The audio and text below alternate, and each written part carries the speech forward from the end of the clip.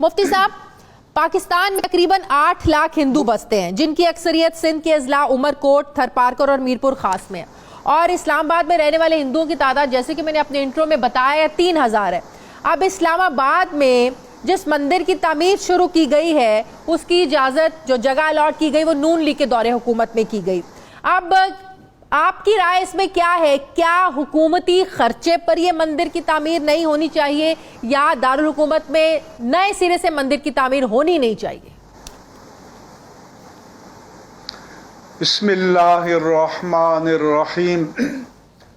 میں اپنے میڈیا کے لبرل مجاہدین سے کہوں گا کہ معاملات کو رانگلی انٹرپریٹ نہ کریں، اور آپ نے اتنے اصرار سے مجھے گفتگو کرنے کے لیے دعوت دی ہے تو مجھے اپنا پیغام پورا ایز اٹ از دینے دیں۔ جی، ہم اس بات کے قائل ہیں کہ ہندوؤں کو ان کے حقوق ملنے چاہیے، جیسے ہم مسلمان اپنی مسجدیں خود بناتے ہیں، جہاں ان کی زمین ہو، جہاں ان کی آبادی ہو، وہ اپنی عبادت گاہیں بنائیں یا پہلے سے بنی ہوئی ہیں ان کو چلائیں، اور اپنی حدود کے اندر رہتے ہوئے اپنی عبادت گاہوں میں اپنی عبادتیں کریں۔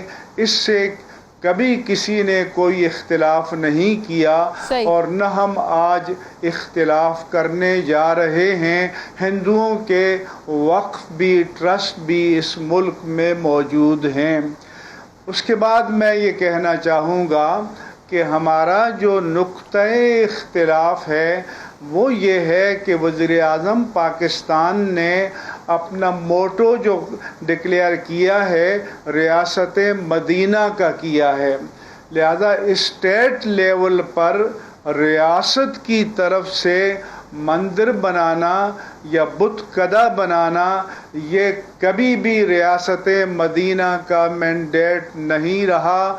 کبھی بھی ریاست مدینہ کا 1450 سال سے یہ موٹو نہیں رہا۔ ہندوؤں کی کہیں آبادی ہے وہ اپنی جگہ لے سکتے ہیں، وہ اپنی عبادت گاہ بنا سکتے ہیں قانون کے دائرے کے اندر رہتے ہوئے، لیکن بیت المال سے بت کدہ بنانا، بتوں کی پرستش کا مرکز بنانا، یہ ریاست مدینہ کے مینڈیٹ کے خلاف ہے، یہ ریاست مدینہ کے بنیادی اصولوں کے خلاف ہے۔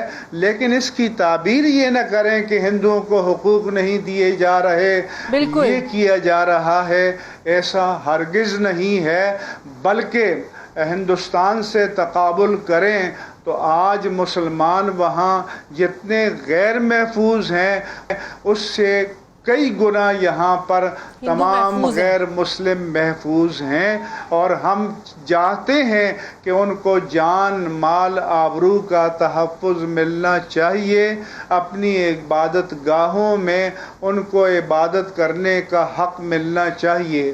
حضرت عمر فاروق رضی اللہ تعالیٰ عنہ جب فاتح بیت المقدس کی حیثیت سے بیت المقدس میں داخل ہوئے تو وہاں انہوں نے ان کے ساتھ ایک چارٹر سائن کیا، ایک منشور سائن کیا، اور یہ نہیں کہا کہ ہم تمہیں چرچ بنا کر دیں گے، کنیسہ بنا کر دیں گے، سومیا بنا کر دیں گے، بلکہ یہ ان کو گارنٹی دی کہ جو تمہارے چرچز ہیں، جو تمہاری عبادت گاہیں ہیں، تمہیں ان کے اندر عبادت کرنے کا پورا حق حاصل ہوگا۔ تمہارے جو بشپس ہیں، مذہبی رہنما ہیں، ان کو چھیڑا نہیں جائے گا، ان کو ڈسٹرب نہیں کیا جائے گا۔ یہ چارٹر تب بھی تھا، یہ چارٹر آج بھی موجود ہے۔ اس وقت بھی مسلمان اس کے ساتھ کھڑے تھے، آج بھی ہم اس کے ساتھ کھڑے ہیں، اس سے ڈیویشن ہم نہیں کر رہے۔ میں اپنے میڈیا سے جو گانا بھی ریلیز کیا گیا ہے، جو میں آپ نے بھی سنا، جو مودی کا ایک پروپیگنڈا، جو بی جے پی کی ایک سوچ ہے پروپیگنڈا، وہ اس گانے میں صاف جھلک رہی ہے کہ وہ خوشی منا رہے ہیں کہ وفاقی دارالحکومت میں وہاں کی حکومت ہمارا ساتھ، یہ ایک پروپیگنڈا ہے۔ مودی نے تو 500 سال کی قائم مسجد کو